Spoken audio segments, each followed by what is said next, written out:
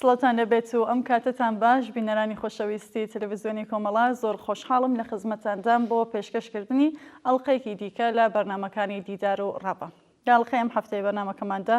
کە لە سەرودەمی نزیک بوونەوە لە یەکی مانگی مەی ڕۆژی هاوپشتی جیهانی چینی کرێکاردا بەڕێوە دەچێت. دیدارێکمان دەبێت لەگەڵ زۆر بەڕێز کاک ئەنوەر حسێن ناسراو بە بازگەر، شاعر، نووسەر و شارەزای بواری ئەدەبیاتی چەپ و پێشکەوتن خواست، سەبارەتی شەبە لایەنە جۆرەجۆرەکانی ئەدەبیاتێکە بە ناوی ئەدەبیاتی کرێکاری یان ئەدەبیاتی چەپ و پێشکەوتن خواست باسی لێوە دەکرێت. کاک ئەنوەر سڵاوت لێبێ، کە بەشداری. کاک ئەنوەر پرسیارەکانم بۆەوە دەست پێ یەکەم، ڕاتان سەبارەت بە کاریگەری هونەر و ئەدەبیات بەگشتی لەسەر بزوستنەوە کۆمەڵایەتیەکان چییە؟ زۆر سپاس خانم بۆ ئێوە بۆ تەلەڤیزیۆنی کۆمەڵە. وەڵام من ویستم پێشەوە تەوزیحێک بدەم لە ڕاستیان من خۆم بە شاعیر نازانم، من شیعرە نووسم، ینی ئەرکەکە لەوە قورستر و بەرپرسیارانەترە، بەڵام جاروبار شیعرە نووسم. بەڕاستی ئەوەش ناکاتەوە کە شیعری نووسی شاعیر بێ، بەڵام بەو پێی کە ڕۆژنامە نووس بووم چەند لێکۆڵینەوەی ئەدەبی و لەسەر شیعر و ڕۆمان و ئەوانە نووسیوە. بەهەرحاڵ بۆ پرسیارەکەی جەنابەت پێم وایە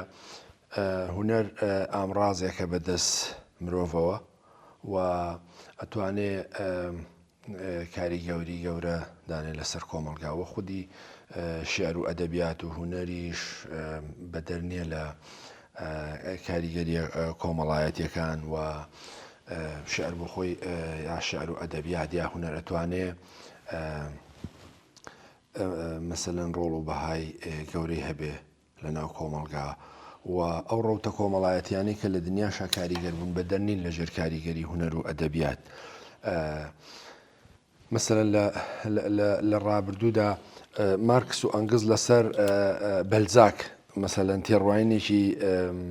هێندە گەورەیان هەبوو، پیان وابوو بەلزاک هێندە کاریگەری گەورەی داناوە لە بواری کۆمەڵایەتیەوە لەسەر کۆمەلگا. بۆیە مارکس ئەو کاتەوتی ئەگەر من کۆتاییم هێنا بە کاری سەرمایە و کاپیتاڵ بڕیارە دەم لێکۆڵینەوەیەک لەسەر بەلزاک بکەم. لە کاتێکا بەلزاک هەم مەزهەبی بوو و هەم پێشیان وابوو ئێرتیجاعیە، بەڵام بەو دەلیلەی ئەدەبیاتی بەلزاک بریتی بوو لە ڕەنج و مەعاناتی کۆمەڵایەتی کۆمەلگاکەی و لە هەمان کاتا قسەی لەسەر دادپەروەریە کرد و مەسەلەن ئەیوت چۆنەکرێ کەسێک بچێنێ و ئاوی باو بیدورێتەوە بەرهەمەکەشی بۆ خۆی نەبێ. لەم ڕوانگەیەوە مەسەلەن دیقەت بە ئەدەب ئەمەنە کاریگەری هەیە و تەنانەت مارکس و ئەنگڵز لە شوێنێکی تریش ئەنگڵز لەسەر بەلزاگەڵێ ئەوەی لە بەلزاکەوە فێری بووم لە بواری زانست و لە بواری کۆمەلگاوە نەمتوانی لە زۆر مەجای ترا فێری بووم. بۆیە بە نەزەری من مەسەلەن واقعی ژیان بە هەموو دەردە کۆمەڵایەتی و چینایەتیەکانیەوە ڕنگدانەوەی گەورەی هەیە لە ناو ئەدەبە و ئەدەب ئەتوانێت دەور و نەخشی زۆری هەبێ و ئەتوانێت ئاڕاستەی ئەم ڕۆتە کۆمەڵایەتیانە بکە و لە ڕاستی ئەتوانێت جێپەنجەی خۆی دانێ و ئەتوانێت کاریگەری گەورەی هەبێ لەسەر کۆمەلگا وشیارکردنەوەی و وشیارکردنەوەی بەرامبەر هەموو ئەو ڕووداوگەلەی کە لە ناو کۆمەلگاکانە ڕووەدا و بە پێچوانەشەوە زۆر جارە بێتە هەر ئەم ڕەوتەیە بێتە هۆی ئیفلیسکردن و لە بەلادێ لە ڕێدابردننی ڕەوتە کۆمەڵایەتیەکان یان ئینسانەکان بە تایبەتی ئەدەبیاتی بۆرژوازی مەسەلەن ئیشەکەی ئەمەیە یان ئەو ئەدەبیاتانەی کە هیچ شوێنێکی مەسەلەن ژیان و جاویدان بوون و بەهرەمەند بوون و بەرابەری و مەسەلەی ژنوانەی جێگا نابێتەوە. ئێمە لەم منتقەیە زۆر جارە بینین لە ناو کۆمەلگاکانە بە جۆرێک ئەدەب ئاڕاستاکرێ بۆ بەلا ڕێدابردنێتی نەک حەقیقەتی ئەوەی کە ئەبێ مەسەلەن ڕەنج و ئازاری ئینسانەکان و واقعەتی کۆمەلگاکە و هەموو دەردە کۆمەڵایەتیەکان قسەی لێ بکاوە. بۆیە زۆر جار مەسە هەندێک پێیان وایە کە ئەدەب ئەبێت تەنها مەسەن یەک ڕوویە بێەوە یەک ئاڕاستەی هەبێش بریتە لە خودی ئەدەبوتەوە، بەڵام لە ئەسڵا بۆ کاریگەربوونی لەسەر کۆمەلگاکەوە تا ئەدەب و هونەر و شعر و سینەما و هەموو ئەوانە بە نظری من ڕێک بە پێچوانەوە ئەبێ ڕنگدانەوەی کۆمەلگاکە بێ و کاریگەریشی لەسەر کۆمەلگاکە هەبێ. زۆر سپاس کاکەنوەر لە پێشکێکەکەم باسی دووبورە باسی ئەدەبیاتی چەپ و پێشکەوتن خوازم کرد. کاریگەری ئەم ئەدەبیاتە بۆ نێو ئەدەبیاتی جیهاندا چۆن دەبینن؟ ئەم ئەدەبیاتە خاوەنی چ تایبەتمەندیەکە؟ لە ڕاستیە ئەم ئەدەبیاتی چەپ و پێشکەوتن خوازە ئێمە توانین مەسەلەن لە نمونەی زۆری وەکو نازم حکمەت و برتۆل برێشت و هاینە و جەوهیل و لینگستن هیوز و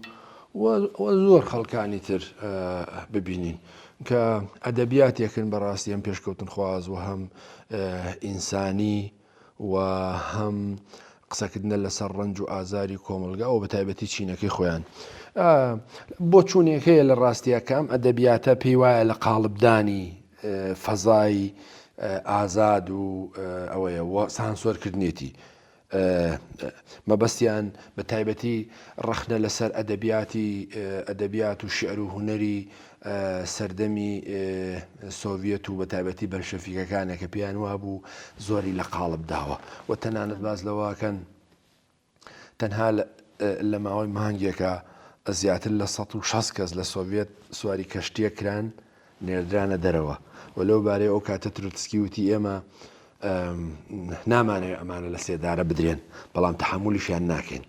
و دوایی بۆ خۆشتان نەزانن لە سەردەمی ستالینە ئەمە قەتڵ عامێکی گەورە ڕوویدا بۆیە پێیان وابوو ئەمە لە قاڵبدانی ئەدەبیاتی چەپ و ئیدۆلۆژیە و هەندێکیان پێیان وایە ئەدەبیات نابێ ئیدۆلۆژی بێ مجەڕەت بێ نابێ لە قاڵب بدرێ بەڵام بۆ چوونەکەی تریژەوەیە کە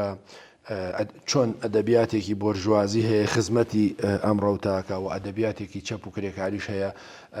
خزمەتی ئەم ڕەوتاکە و بۆیە بە نەزەری من ئەم ئەدەبیاتە زۆرتر ئینسانی ترە و زۆرتر لەگەڵ ڕنج و ئازاری مرۆڤەکان خۆیە گونجێنێ و ئەو ئەدەبیاتە نییە کە مثلەن هەموو شتە جوانەکانت پیشانەدا و ئەی ڕازێنێتەوە بەردەوام ئەی ڕازێنێتەوە بەردەوام دیوی جوانی پیشانەدا بە پێچەوانەوە ئەدەبیاتی کرێکاری لەگەڵەوەی کە فعلەن ڕەمز و مثلەن دال و مەدلولەکانی ئەدەبیتیایە لە خۆی گرتووە لە ئەم کاتیشا مەعاناتەکەی ئەم چینەش نیشانەدا و ڕنج و ئازارەکەشی نیشانەدا و چەوسانەوەی نیشانەدا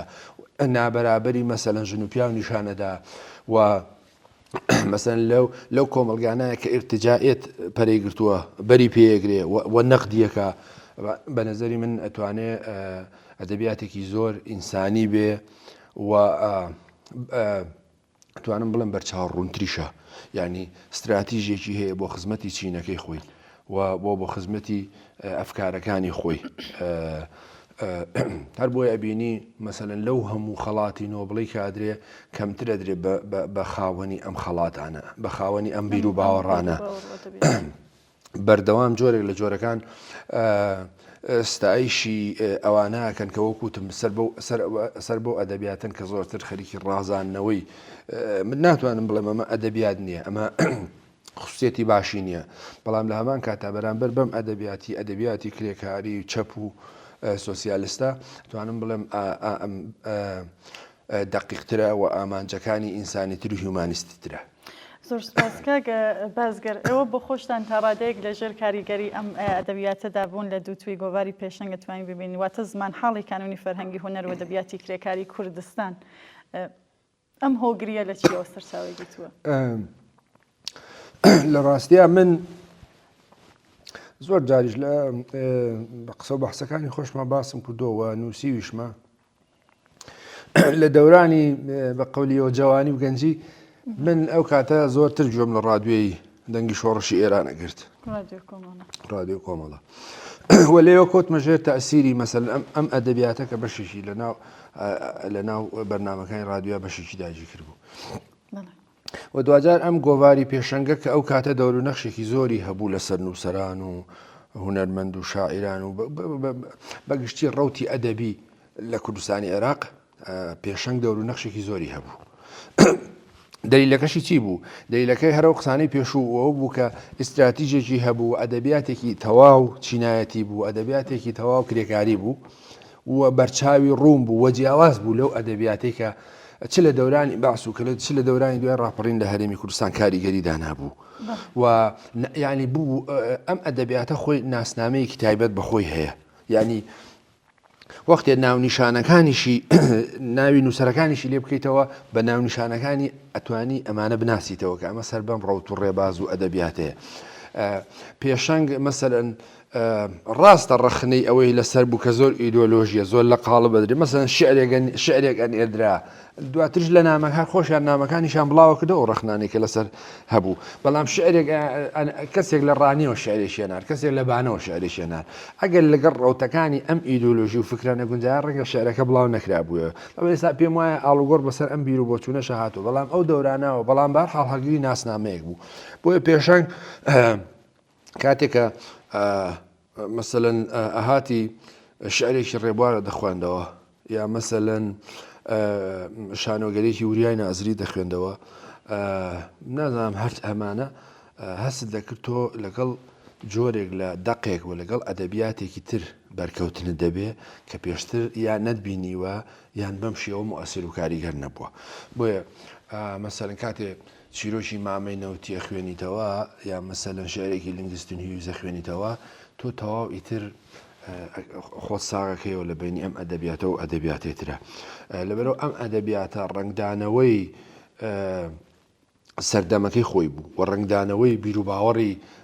کۆمەڵگاکەی و حیزبەکەی بوو بۆیە بە نەزەری من ینی بەشێکی زۆری نووسەران و شاعیرانی باشووری کوردستانی کوردستانی عێراق کەوت نەژێر تەئسیری ئەم گۆڤارە و ئەم ڕۆتەوە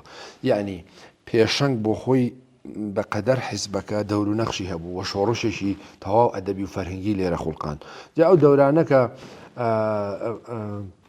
ئێمە ئەم گۆڤارەمان ئەکڕی و ئەمان خوێندەوە بەڕاستی ئەوە بوو کەوتینە ژێر تەئسیری ئەم ئەدەبیاتەوە جا قسەکەەوە بوو کە چەپی کوردستانی عێراق بە تەواوی کەوت بۆ ژێر کاریگەری چەپی ڕۆژهەڵات جیا چەپی کوردستانی ئێران و بە تایبەتی کۆمەڵە و ڕەوتی کۆمەڵە و بە هەمان شێوە چۆن لە بواری سیاسیەوە ئەم ڕەوتە کاریگەری لەسەر چەپی عێراقدا نابوو بە هەمان شێوە ئەدەبیاتەکەشی کاریگەری لەسەر ئەدەبیاتی کوردستانی عێراقدا نابوو ئەبەم شکڵە بوو و ئێستاش هەموو ئەو گۆڤارانەی کە ئەو کاتە مەسەلەن بەدەستم خستۆ کڕیمە لە ئەرشیفەکەی منا پارێزراوە ینی شتێکی دەگمەن بوو ئێستاش مەسەلەن ڕەنگە دوای ئەو دەورانش بە هەموو ئەدەبیاتی ئەحزابی چەپی کوردستانی ئێران پێم وانەیە لە بواری مەسەلەن ئەدەبی لە بواری میدیا و گۆڤارەوە نەیتوانی ئەو گۆڤارە تێپەڕێنێ بە نەزەری من. کاکەنوەر لە درێژە قسەکانی خۆتانە ئەم گرایش و بارودۆخی ئەم گرایشە ئێستا ڕوو بە بەرەو پێشوونە یا تووشی نەکسە بووە لە ڕاستیە لە دوای ڕووداوەکانی دەورەی ڕوخانی دیواری بەرلین و هەڵۆشانەوەی یەکێتی سۆڤێت و هەموو ئەو ڕەخنانەی لە یەکێتی سۆڤێت گیرا و بەشێکیشی پەیوەندی بە ئەدەبیاتەکەیەوە هەبوو بێگومان لەو دەورانەیە پاشەکشەی زۆری کرد و حقیقت ئەو ڕەخنانە بەشێکی زۆری حقیقەتیش بۆی کەوتم لە چ لە سەردەمی بۆلشەویکەکان و چ لە سەردەمی دواتریش تا دەورانی هاتنی گۆرباچۆف ئاڵوگۆڕێکی جدی چ لە سیاست و چ لە فەرهەنگ و ئەدەب ڕوویدا و ئازادیەکی زۆری دابەخەڵ و پێشی وتیشی خۆشی وتی ڕەخنەی خۆیانی کرد وتی ئێمە بەشێک لەو ئازادیەکی تەواومان نەدابوو بە نووسەران و هونەرمەندان زۆر بەشێکی زۆریان کۆچیان کرد بۆ ئەمریکا و بۆ ئەوروپا وە لەژێر مەسەلەن ئیستیبداد و سانسۆرێکی زۆرا بوون کە بەڕاستی ئەمە دەوری هەبوو لە پاشەکشەی ئەم ئەدەبیاتە و خەڵک بەوت چۆن بەو تێڕوانیە سیاسی هەیە بوو کەوتی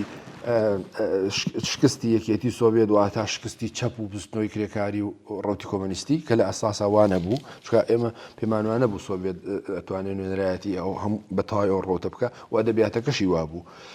بەڵام بەشێک لەو نەقدانە دروست بوون بۆیە لەو دەورانەیە بە نەزەری من پاشەکشەی کرد بەڵام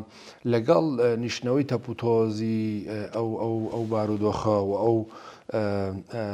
مەسەن کەشەی کە بستنەوەی سەرمایهداری دروستی کردبوو ئەو سەرکەوتنێکی ئەمریکا بستنەوەی لیبراڵی دنیا بەدەستیان هێنا بوو وردە وردە بەڕێی من ئەو تەپوتۆزە نیشتەوە ئێستا لە بەشێکی زۆری دنیا ئەدەبیاتی چەپ کاریگەری هەیە باوی هەیە و مؤثرە وێشتا ئەو ئەدەبیاتە بەردەوام مەسەلەن کتێبەکانی چاوەکرێتەوە و بەردەوام مەسەلەن جێگای بەحسی نووسەران و هونەرمەندان وانەیە و تا ڕادەیەکیش فەزایەکی کراوەتری لەو قاڵبە ئیدۆلۆژی خۆی بهاتۆتە دەرەوە بە نظری من ئەوە ئەتوانێت هەم ئیدۆلۆژی بێ هەم بێ ساسۆر بێ یعنی نەک ئەوەی مەسەلەن خەتی سوور بەژێر هەموو دێڕەکانیا بێنی ینی گرفتێکی گەورەی بەردەم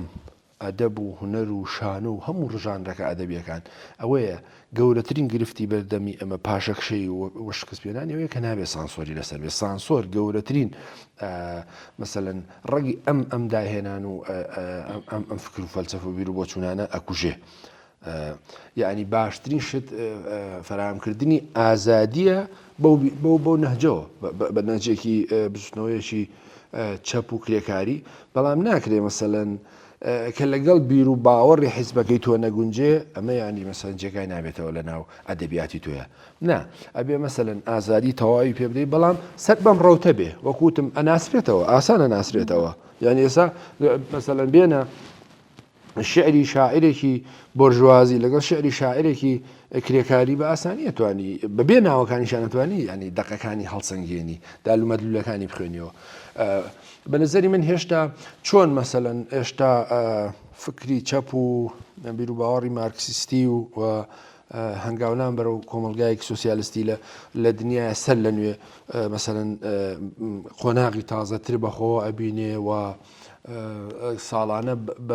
بە ملیۆن لە کتێبی کاپیتاڵ چاوەکرێتەوە و دەور و نەخش و کاریگەریەکانی مارکس لەسەر کۆمەلگاکان چەنە جێگای نیقاش و ئەوەیە بامان شێوە ئەدەبیاتەکەشی وایە ئێستا بە نظری من بەڵام ئەو ماکینە ئیعلامی و ئەو ماکینە مادی و سەرمایی لە پشتی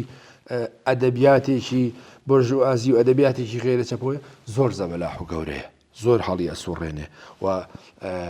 هەدەفەکەشی بەشێکی پێم وایە بۆ بەلا ڕێدابردنی ڕەوت و ئامانجەکانی کۆمەلگاکانە بەشێکی من ناڵم ئەوانە لەناو ئەوانەیە ئەدەبیاتێکی زۆر ئینسانی نییە و ئەدەبیاتێکی زۆر پێشکەوتولخواز نییە یعنی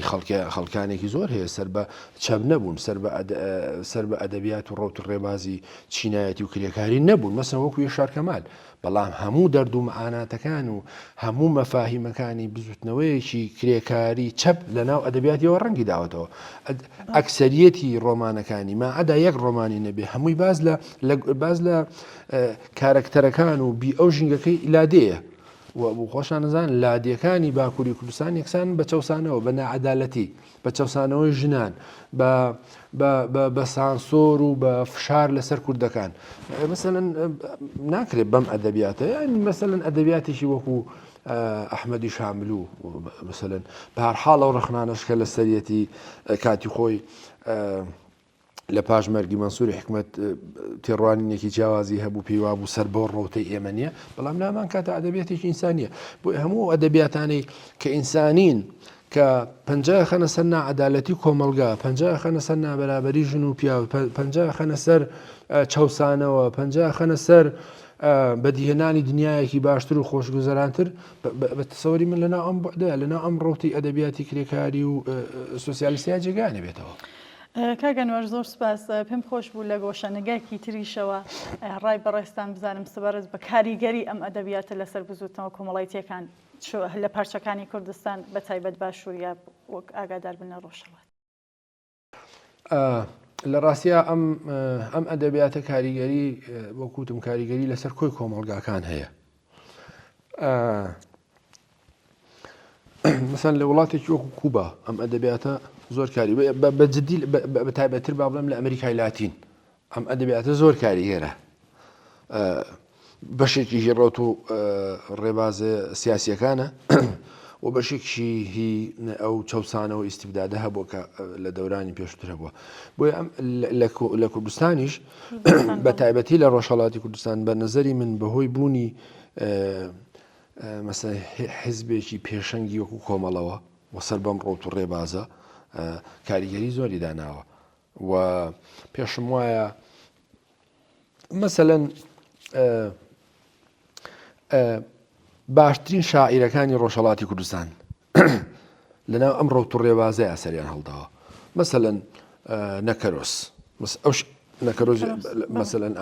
لە بەرچەسترین شاعیرەکانی ڕۆژهەڵاتی کوردستان بۆ هەیە. ئەگەر دیقەت بی ینی مانیفێستی کارکردنی ئەم شاعیرە پەیوەستگی هەیە، ینی ڕاستەوخۆ پەیوەستگی هەیە بەم بیر و باوەڕەوە و ڕنگدانەوەی ئەم ئیدۆلۆژیایە و ئەم حیزبە سیاسیە بەسەریا زاڵە. مەسەلەن نەخێر حۆری غەمیان، مەسەلەن و شاعیرەکانی تریش دوای ئەوە توانم بڵێم ڕێبوارە، حسێن شەبەقە، کاکەیە، جوامێرە، تەنانەت جوامێر لە کوردستان عێراق مەبەستم شێرکۆ بێ کەسە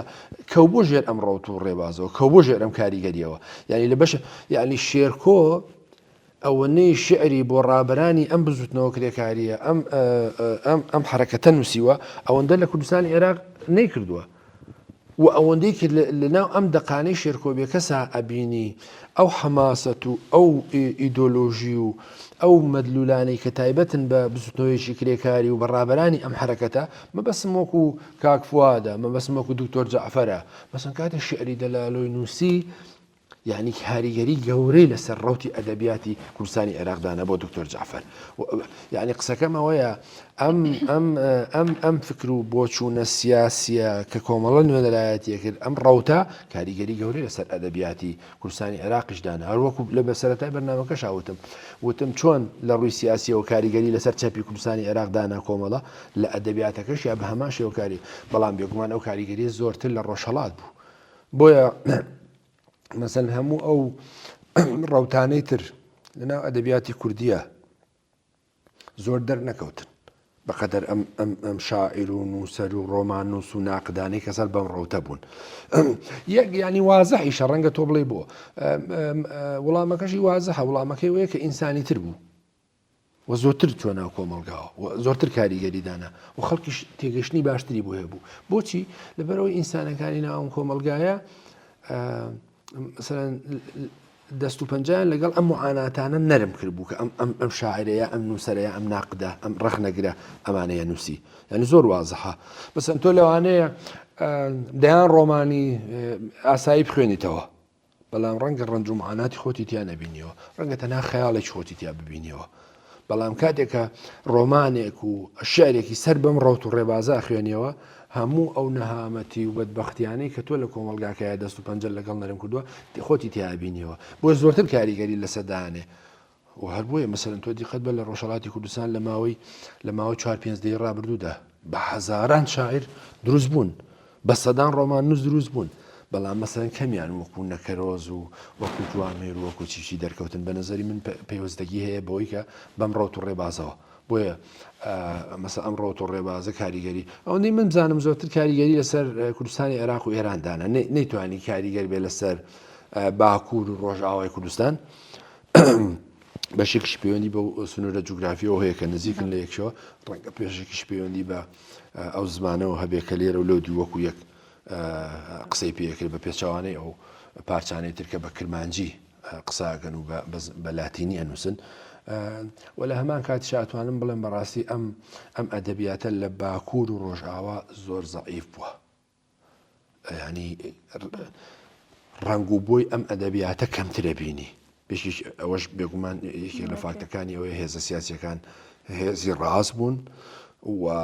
سانسۆر و فشاری سیاسی دەوڵەتی تورکی و دەوڵەتی سووریش زۆرتر بوو لەسەر ئەم بابەتە. بەڵام بە هەر حاڵ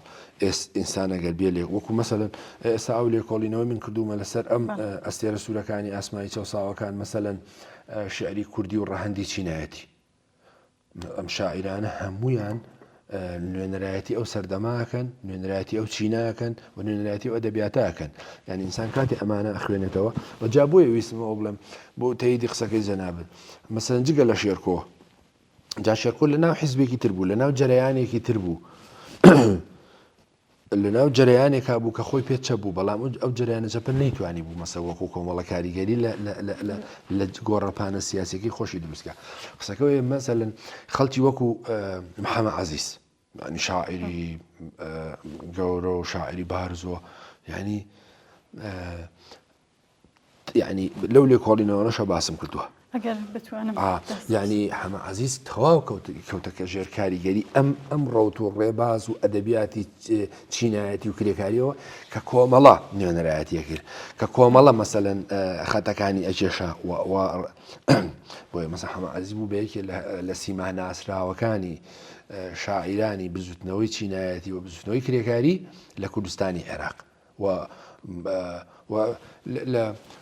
ئەتوانم بڵێم لە سێ چواردەی ڕابردوودا لە کوردستانی عێراق شاعیرێکی تری وەکو حەمە عەزیز بەم ڕەنگ و بۆ نوتام و بەم خەتە فکری و خەتە چینایەتی کە خزمەتی ئەدەبیات و شعری کردووە دروست نەبووە کەواتە مەسەلەن ئەمڕۆ تۆ زۆر کاریگەری هەبوو لەسەر کوردستانی عێراق و لەسەر کوردستانی ئێران. دەستخۆش شەریک بەشی یەکەم ئەستێرە سوورەکانی ئاسمانی چەساوەکان ڕەهەندی چینایەتی و شاری کوردی بڵێ کاک ڕێبوار کاک ئەحمەد بازگەر حوسێن شەباق هۆری غەمیان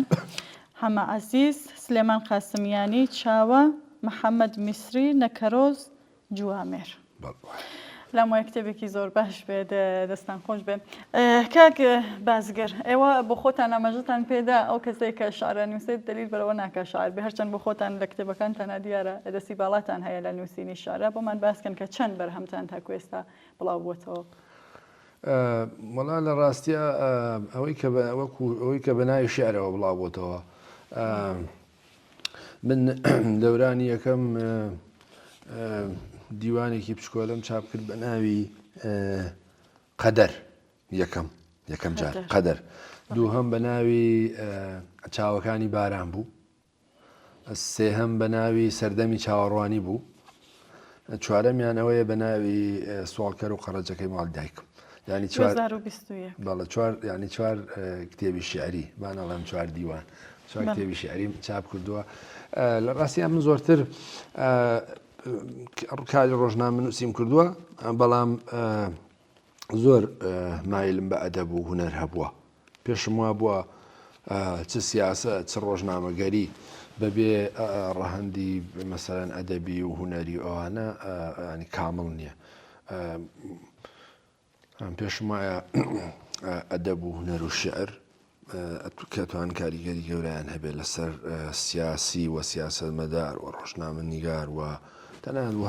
هەر ڕەوت و بۆچوونێکی تر لەبەرەوەی زۆر ئینسانی ترەوە بەشێکیشی پەیوەندی هەیە بە خەیاڵەوە بۆیە هەندێک پیان وایە مەسەلەن ڕۆمان ممارەسەیە بەڵام شعر ئیلهامە و خولیایە و بەهەرحاڵ ینی بۆ من جێگا و پێگەیەکی زۆری هەیە لە ناو ئەدەبیات و نووسین و کارەکانی مندا چ شعر چ ڕۆمان چ پەخشان چ ئەدەبیات بەگشتی وەکو ئەم کتێبیشتانە شارێکم پەیدا کرد کاک ئەحمەد زۆر تایبەتە لەگەڵ کاک ئەحمەد ببەخشە کاک ئەنوەرەگەر بۆمان بخوێنیتەوە شارێکی محەممەد میسری کە زۆر تایبەتە لە ڕاستیە ئەم شعرە هی کاک محەممەد میسریە من بۆ خۆم پێم وایە یەکێکە لە شعرە زۆر نایابەکانی ئەدەبیاتی شعری کوردی و هەرەوەش کە قسەم کرد مەسەلەن کاک محەممەد میسری چەندانە شعرێکی هەیە ئەمە لە پێشەنگ بڵاو بۆتەوە کاتی خۆی بەڵام مەسەلەن بەم شعرە بە یەک شعر ئەتوانی مەسەلەن بڵێ شاعیرێکی زۆر گەورەیە و شعرێکی زۆر نایابە هینیش نییە ینی با پێ بڵم لە ئەدەبیاتی دینیاشا وایە بە زۆری نییە بە زۆری کتێبەکانت و بە زۆری دەق و شعرەکانت و ئەوانە ببی مەسەڵەن ڕامبۆ شاعیر تەمەنێکی کورتی هەبوو و ڕامبۆ مەسەلەن خەریکی قاچاقچێتی چەک بوو کەچی ڕامبۆ ئێستا ئەو کاتەش ئێستاش وەجگە لەوەی کە تۆمەتبارەکرا بە هەندێک لادان لە ڕەوتی کۆمەڵایەتی و بارودۆخی کۆمەڵاتی و کاتە بەڵام لەمان کاتە ڕامبۆ ئێستا ڕەمزی شعری ئەوروپیە ینی شاعرێکی گەورەی دنیاە بە حەزاران بە سەدان بەتوانم بڵم بەدان هەزار لێکۆڕینەوە و بە دوواداچون کراوە لەسەر ڕامبۆ چەند شعرێکی کەمی هەیە چەند تایبەکی جاف لە تەمەنێکی زۆر گەنجیا مردووە لە تقریبا لە 39 ساڵیە بەسن چەند شعرێکی کەمی هەیە بەڵام شعرەکانی لەناو ئەدەبیاتی کوردیە يعني تایبەتن ئەمە يعني بۆ بە شاعر لەناو ئەدەبیاتی کوردایە بۆ ئێمە بەس محەممەد میسریش وایە بە نەزەری من هەڵبەت ڕەنگە یەکیشتر بۆ چوونی وانە بێ ئەگەر یەک بێ شەوەزەنگە و خۆر زیندانی بە تاوانی خۆشەویستی شنەی بەیان خرایە بەند گوڵ برایە پشت پەنجەرە و قەفەس بۆ مەل دروست کرا و فڕین قاچاخ زستان هات و سەهۆڵبەندان هەموو ڕووباری داپۆشی تا دارستان ئاو نەبینێ و سەوزەڵانی باڵا نەکا تا خوڕەی ئاو گۆرانی بۆ کوێستان نەڵێ کانیا و خینکە تا مانگەشە و عەکسی خۆی تێدا نەبینێ و سەری لەبەردا نەهێنێ دەریا گیرا تا ماسیەکان ببنە دیلی ماسیگر و تا بازرگان ببێتە خاوەنی دەریا لەو دنیا پێچەوانەیە گەنم برسیە و کانی ئەوتین ئینسان کۆیلەی دەستکردی خۆیەتی و ئازادیش تاوانبارێکە لە دارتەری قەراق جادە هەڵواسراوە و ژیان دیلە ئای بۆ کەسێ ژیان لە دیلی ڕزگار کە کێ بوێرە بەو شەوە زەنگە ڕێگا دەبڕێ تۆ دەتوانی و تۆ دەتوانی و لە دەستت دێ خۆل لە زیندان ئازاد کەی و شەوی تاریک بکەیتە ژوور ڕووناکی لە جیهان بەشکەی تۆ دەتوانی و بێزگە لە تۆ کەس ناتوانێ بێگومان ئەم شعرە زۆر دوور و درێژە لە کۆتاییەکەشا دیقەت بکە تۆ ئەڵێ لە کۆتاییەکەشە ئەواڵێ بوورە تۆ دەتوانی و لە دەستت دێ تینی ژیان و بەرگیانی مردوو بێنی تۆ دەتوانی گریان بکەی بە پێکەنین تۆ دەتوانی دارستان پڕش کۆفەکەی تۆ دەتوانی بەهار بێنی و دنیا بکەیتە گوڵستان ئەگەر یەک بی ینی ئەم شعرە بە تێڕوانینی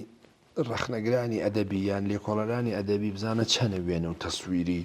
ئەدەبی و شعریتیایە و چەنە دال و مەدلولیتیایە بەڵام لە هەمان کاتە شعرێکی تەواو چینایەتیە ینی دیسان لەو لێکۆڵینەوەی کە من لەسەرم کردو دیسان تاکیدم لەسەرەوە کردوەوە مەرز نییە شعری زۆر و کتێب و زمانی زۆر هەموو کەس بکاتە نووسەر و شاعر ینی مەسەلەن ئەوەشم بە نمونەیە ناوەتەوە گوتە لەبارەی شیلەر ئەوەی گوت دەتوانم هەموو ئەو جێیانەی بەرهەمەکانی شیلەر دەستنیشان بکەم کە بە مەستی نووسیونی قسەکە ئەوەیە کە ئەو شعرە دیسان ئەچێتە ناو ئەم ئەدەبیاتی چەپ و سنۆی کرێکاریەوە و لە هەمان کاتیشا بەڕاستی ینی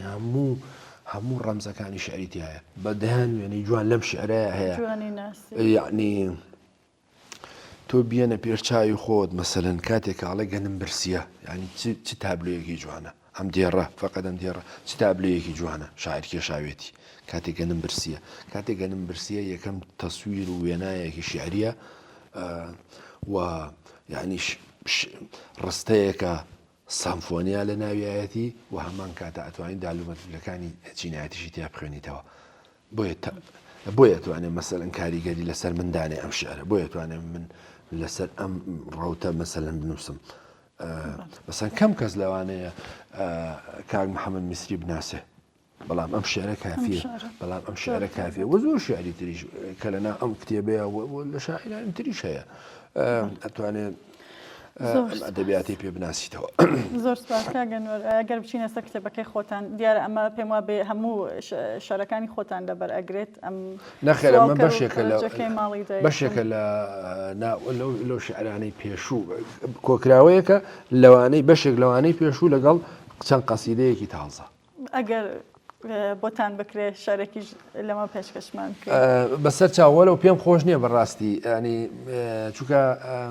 زانین دیسان من نامێ بڵێم ینی شاعرم بەڵام بەهەرحاڵ ئەتوانم لێکێ لەو قەسیدانەتان بۆ بخوێنمەوە بەڵێ بفەرمۆ ئەمە ناوی سوڵکەر و قەرەجەکەی ماڵی دایکمە دیوانەکە ئەتوانم یەکێ دوو شعری تایبەت یەکیان مەسەن شعرێکیان بۆ دکتۆر جعفەری شەفیعی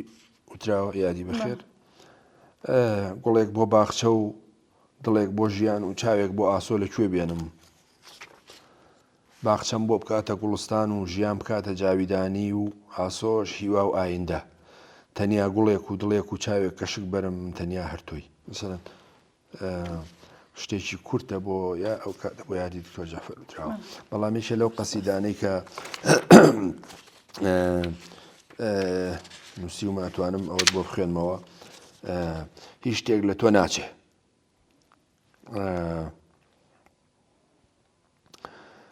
لە پێشەکی لەژێر ئەم شارەشە ئەو کاتە نووسیومە پێشکەشە بەو سەفەرانەی ئەم شارەیان خوڵقاند زۆر جار هەست دەکەم پەشیمانم لە نووسینی ئەم شارە بەڵام سەختە بڵێم بۆ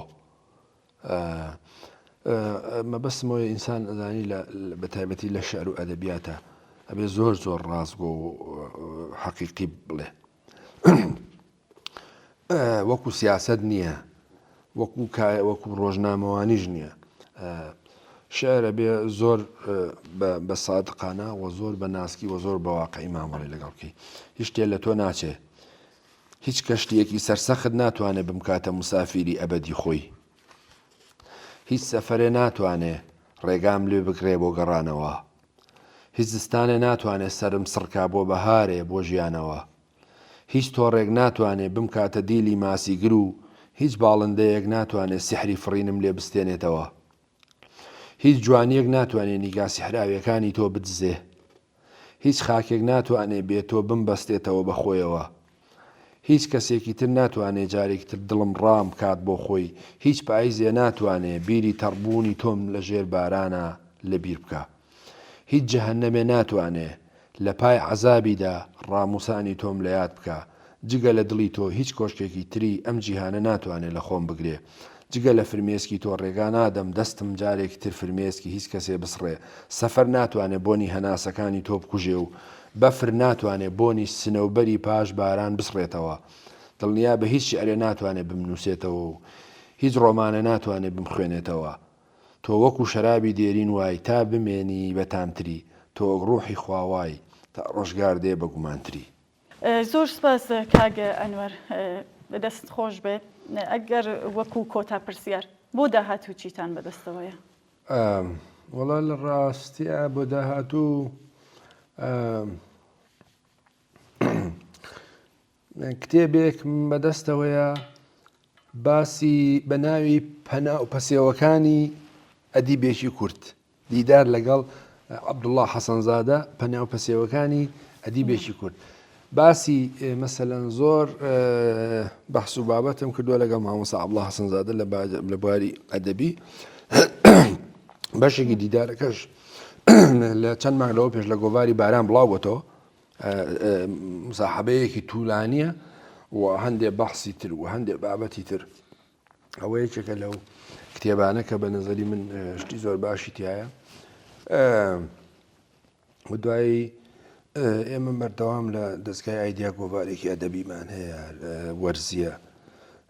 گرنگی بەوە زۆر ئینوە مەسەلەن ژمارەی پێشووتر لەگەڵ مامۆستا عەبدوڵڵا حەسەنزادە بوو پێشووتر لەگەڵ چاوە بوو ئەمانە کۆمەڵە مساحەبەی توولانیە چاوەیە عەبدوڵڵا حەسەنزادەیە و چەند لە نووسەران و شاعیرانی کوردستان ئەوانە کۆکەمەوە دیدارەکان بۆ کتێبێک وە لە ڕاستیە ینی وەکو کاری خۆم چەند کتێبی تریشم بەدەستەوەیە لەم ساڵە ڕەنگە تەواو بن جا مەسەلەن هەندێکی سیاسیە ڕۆژنامەوانی یا ئەدەبیە و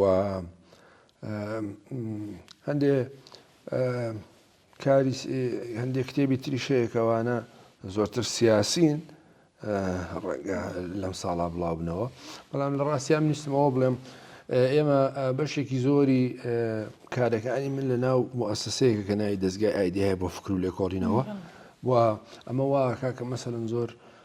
کاتر نەبێ بۆ کارەکانی خۆت ئێمە مەسەلەن لە ماوەی چەند ساڵی ڕابردوو نزیکی 600 کتێبمان چاپکردووە 6 گۆڤارمان هەیە و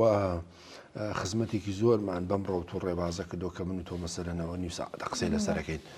چ لە گۆڤارەکانیە و چ لە فکر و فەلسەفەکەیە ئەدەبیاتێکی تەواو مارکسیستی و خزمەت بەم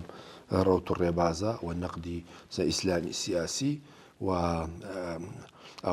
جاوە بەڕاستی کاتە زۆر لێگرێ بەڵام هیوادارم لەو بەتانەی تر جا ئەو کاتەوەسم ئەو نازام ئەو مودیانە لە کاتی خۆی من پێشەنگم هێنا ئیدیتم کرد تایپم کردەوە دەورەی پێشووی 16 ژمارەکە خۆی 15 ژمارەی بڵاو بوو بۆ یەک ژمارەیان دەست ناکەوت یا کەم بوو یا نەما بوو کاک سەیبراهیم ئەو نسخەی بۆ هێنا ئێمە هەموویمان ئیدیت کرد چاپ کردەوە بە 100 و تقریبا ئەتوانم بڵێم هەریەکەیان هەر بۆکسێک هەر 16 ژمارەکەی زیاتر لە 1000 ژمارەی چاپ کرا و لە زۆر شوێنی کوردستان بڵاو بۆتەوە بە نظری من یەکێک بوو لە هەرە کارە باشەکانی من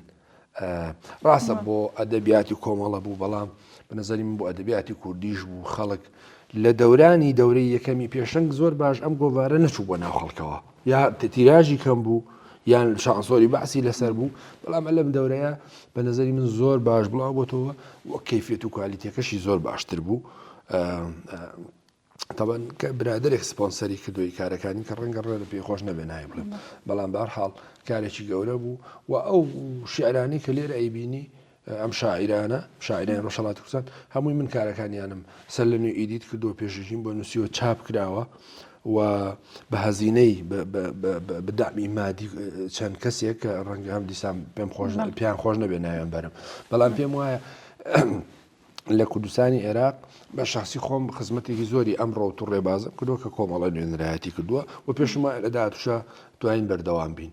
و ئەم ڕێگا و ڕێباز و ئەم ئارمان و ئامانجە بە زیندوی پێڵینەوە. زۆر سپاس کاک بازگەر من پرسیارێکی تایبەتم نەماوە. زۆر سپاس بۆ تۆ چاوان خام بۆ تەلەڤیزۆنی کۆمەڵە دیداریش خۆش بوو جیاواسر بوو لە دیداری سیاسی و بەحسی ڕۆژ و ئەوانە هیوادارم سودمەند بوو بێ. زۆر سپاس کاک ئەنوەر. بەڵێ عەزیزان و بینەرانی خۆشەویست زۆر سپاس بۆیەوەش کە چاک و کۆتایی ئەم بەرنامەیە لەگەڵمان بوون بەم شێوەیە هاتینە کۆتایی بەرنامەکەشمان تا لە ئەڵقەیەکی دیکە ئەم بەرنامەیەدا بە یەک دەگەینەوە بە ژیانێکی پڕ لە کامەرایەتان دەسپێرن.